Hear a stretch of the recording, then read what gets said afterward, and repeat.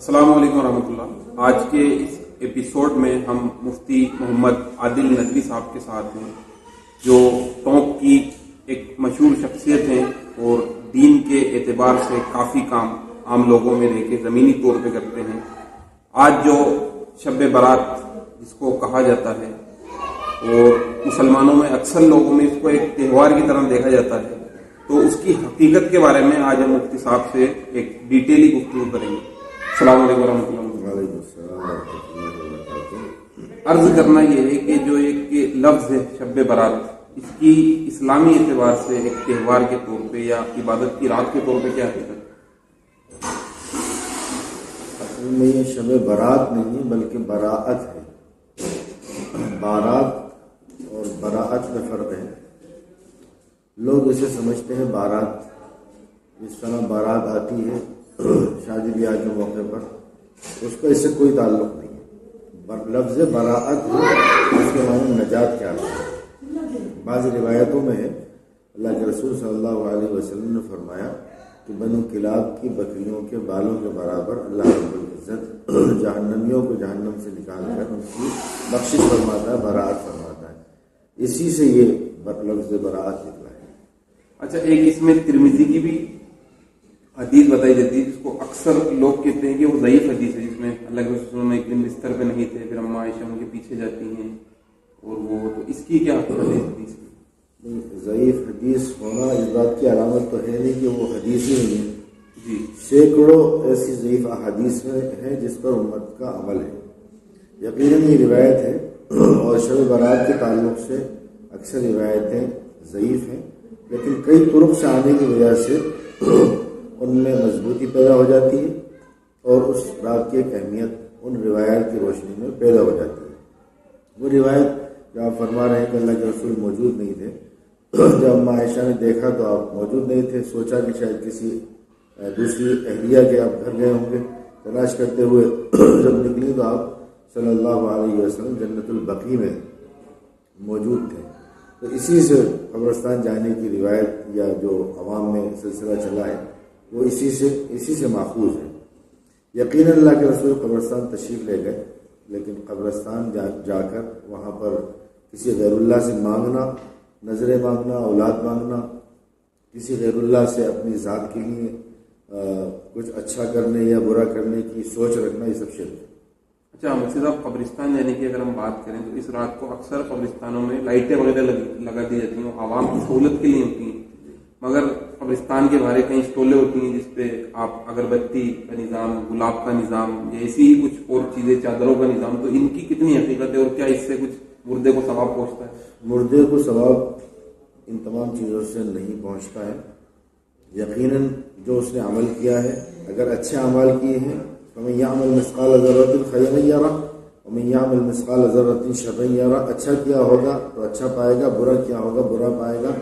چادر سے یا اگربتی سے یا کسی اور چیز سے لوگ اگر یہ تصور کریں کہ مردوں کو فائدہ ہوتا ہے تو اس سے کوئی فائدہ نہیں ہوتا۔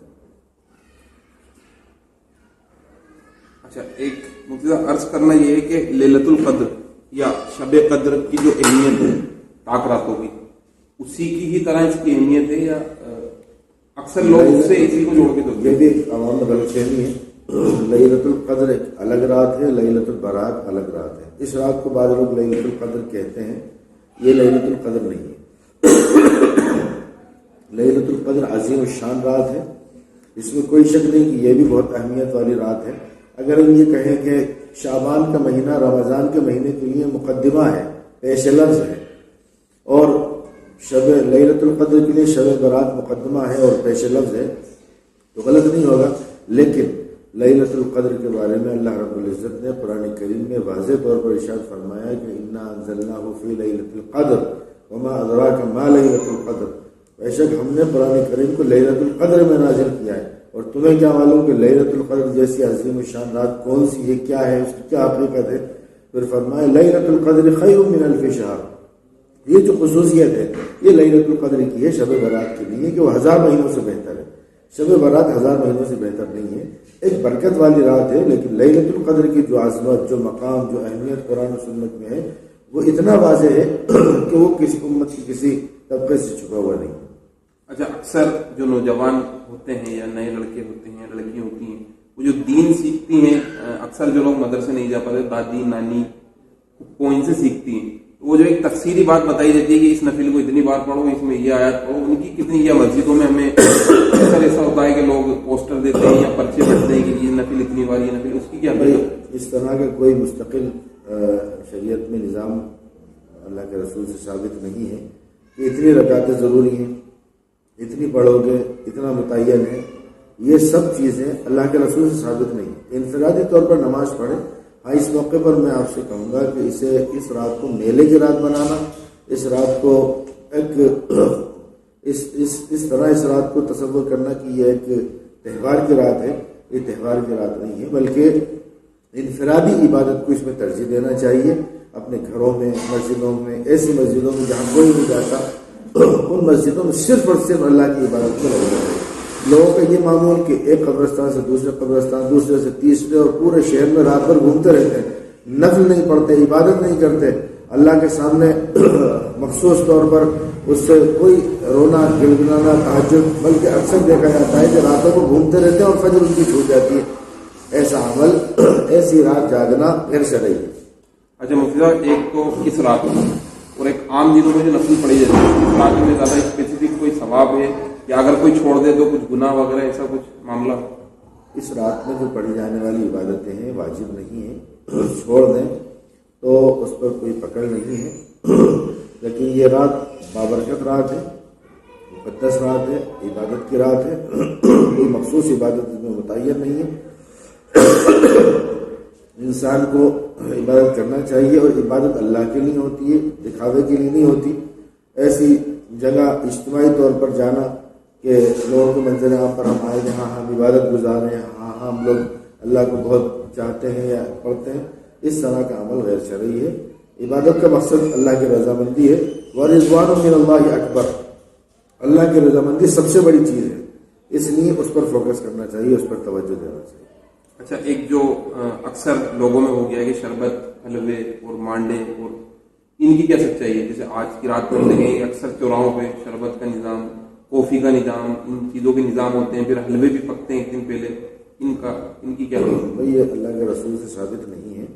اس کو ہم یہ سوچیں کہ کوئی سنت ہے، فرض ہے، واجب ہے، تو ایسا سوچنا غلط ہے. اور میں نے کہیں اپنی زندگی میں پڑھا نہیں کہ اس طرح کی چیزیں کوئی ضروری ہوں، فرض ہوں، واجب ہوں.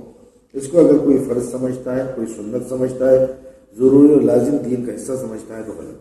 اچھا، ایک اس نظریے سے اگر دیکھا جائے کہ لوگ اکثر قبرستان جاتے ہیں، رات میں مسجدوں میں جاتے ہیں، ان کی ایک سہولت کے لیے شربت کا اس کا نظام ہو، تو وہ گناہ میں اس نظریے سے کہ کسی کی خدمت کرنا ہے تو جہاں عبادت ہے، جہاں تلاوت ہے، جہاں ریاضت ہے، وہی خدمت بھی، اور ان کی خدمت کی نیت سے اگر کوئی کرتا ہے تو کوئی حرج کی بات نہیں.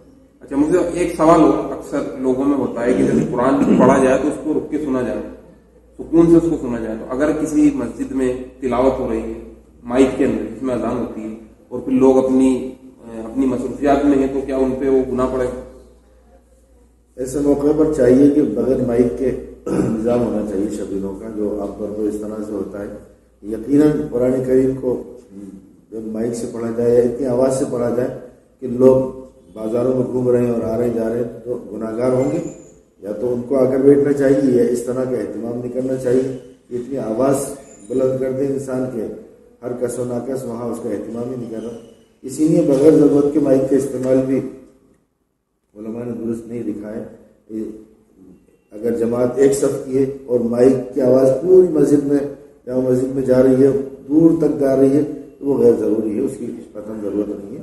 اتنی مائک کی آواز بڑھائیں جتنی اس میں مسجد میں ضرورت ہے. ایک صف میں ضرورت ہے تو ایک صف کے لیے بڑھائیں، دو صف میں ضرورت ہے دو صف کے لیے بڑھائیں. اچھا مجھ سے ایک نظریہ یہ کہ اکثر لوگ ایسے ہو گئے جو 30-40 سال سے کنٹینیو، اگر ان کی آج 50-60 سال عمر ہو گئی تو وہ کنٹینیو کرتے آ رہے ہیں، تو اپنی اولادوں کو یا بچوں کو ہی نصیحت کرتے ہیں کہ گناہ گار ہو گئے اگر تم نے اس رات میں جگہ نہیں ہے، نفل نہیں پڑھی. تو ایسا کچھ سچائی ہے کہ اگر اس کو فرائض سمجھ کے کرنا، اگر فرائض سمجھ کے سب قائم ہے تو غلط ہے. ہر عمل کا اپنا ایک درجہ ہے، اس درجے پر ہی اس کو رکھنا چاہیے. جو فرائض ہیں وہ فرائض رہیں گے، جو سنتیں ہیں وہ سنتیں رہیں گی، جو واجب ہے واجب رہیں گے، جو مستحب ہے وہ مستحب رہے گا. اگر کوئی شخص اس رات میں جاگنے کو فرض سمجھتا ہے تو وہ غلط کرتا ہے، وہ شریعت میں تحریف کرتا ہے. اس طرح کی سوچ شریعت کی نہیں. اچھا، مجھے اکثر ہم بچپن سے سنتے آ رہے ہیں کہ وہ بزرگ تھیں، بہت تسبیح پڑھتی رہتی تھی، آنکھیں بھی نہیں جھپکاتی تھی، اور وہ ہمارے نانا رات بھر عبادت کرتے تھے تو ان کو آسمان میں چمک دکھی، الگ الگ کلر دکھے، رینبو دکھا، کوئی لائٹ گزرتی ہوئی دکھی، تو اس کا مطلب یہ کہ وہ بخشش ہو گئی یا انہوں نے کسی فرشتے کو دیکھا. اس میں کتنی سچائی ہے؟ تو لیلۃ القدر کے متعلق ہے کہ روشنی آتی ہے اور اس کی علامتیں ہوتی ہیں، جس میں حضرت جبرائیل علیہ السلام تمام فرشتوں کے ساتھ سفر کرتے ہیں اور عبادت کرنے والوں کے ساتھ مسافہ کرتے ہیں. ایک روشنی ہوتی ہے. اس دن کے سورج میں تمازت نہیں ہوتی، سختی نہیں ہوتی. اور روایتوں میں آتا ہے کہ بارش کے اثرات بھی دیکھنے کو ملے کہ بارش ہوئی اس رات میں. اور بھی کئی ایسی علامتیں ہیں جو شب قدر سے متعلق ہیں اور وہ روایت سے بھی ثابت ہے اور قرآن کریم میں بھی ہے. تنزل الملائکۃ والروح فیہا سلام، یہ پوری آیت جو سورہ قدر ہے اس میں حضرت جبرائیل کی آمد کا ذکر ہے. اچھا، ماشاء اللہ. آخری سوال مفتی صاحب یہ ہے، بہت سارے لوگ ایسے ہوتے ہیں کہ ان پہ نیند کا بھی رش ہوتا ہے، یا 3 بج گئے 4 بج گئے مگر کنٹینیو ہاتھ میں تسبیح، اپنے آپ کو اذیت دے کے عبادت کرنا، ٹانگیں دکھ رہی ہیں، ہمت نہیں ہے، پھر بھی نفل پڑھ رہے ہیں کہ فجر تک کنٹینیو کیسے نہ کیسے عبادت بڑھا لیں، جبکہ ایک دماغ نیند کی طرف بھی ہے اور ایک سوچ وہ بھی ہے کہ ہاں سو جائیں کر لیں. تو اس میں کتنی سچائی ہے؟ مطلب کیا یہ تو انسان کی شوق کی بات ہے، انسان کی اپنی بات ہے. بہرحال فجر اور عشاء یہ زیادہ اہمیت کے حامل ہیں. انسان کو یہ سوچنا چاہیے کہ فجر اور عشاء متاثر نہ ہو. دوسرا یہ کہ جتنی استطاعت ہے استطاعت کے مطابق انسان عبادت کرے، اور سال میں ایک مرتبہ ہی تو یہ رات آتی ہے، اس میں کوئی مخصوص عبادت تو نہیں ہے، لیکن بہرحال انسان اس رات کو جاگ کر اور معمولات کے ساتھ گزارے، عبادت کے ساتھ گزارے. ویسے ہی عبادتیں نہیں ہو پاتی، پورا سال گزر جاتا ہے. کتنے بدبخت لوگ ہیں کہ رمضان میں عبادت نہیں کرتے، کتنے بدبخت لوگ ہیں کہ لیلۃ القدر سو کے گزار دیتے ہیں. اگر کوئی شخص ان راتوں مخصوص راتوں میں، امام شافعی رحمۃ اللہ علیہ نے بھی اس رات کو بہت بابرکت رات بتایا ہے. روایتوں میں تو اپنی جگہ ہیں، 8-10 روایتیں ہیں لیلۃ البرات سے متعلق. علامہ ابن رجب حنبلی رحمۃ اللہ علیہ، امام شافعی رحمۃ اللہ علیہ، حضرت عطا ابن یسار اور دیگر کئی تابعین، طبع تابعین، علماء امت نے اس رات کو بہرحال عبادت کی رات بتایا ہے. لیکن جو وہ عبادات مستحبات میں شامل ہے، نوافل میں شامل ہے، اس کو اسی درجے میں رکھنا چاہیے. اس کو فرائض میں شامل کرنا، اس کو واجبات میں شامل کرنا، لازم سمجھنا، اور جو نہ کرے اس کو متعون کرنا، جو نہ کرے اس کو معیوب اور اس پر الزام تراشی کرنا، یہ عمل درست نہیں. جزاکم اللہ خیر، احسن الجزاء. بہت بہت شکریہ مفتی صاحب، اتنی ڈیٹیل میں تفصیل کے ساتھ اس ایپیسوڈ میں جڑنے کے لیے اور عوام تک سچائی پہنچانے کے لیے. آپ سبھی کا بھی بہت بہت شکریہ اس ایپیسوڈ کو دیکھنے کے لیے. السلام علیکم ورحمۃ اللہ.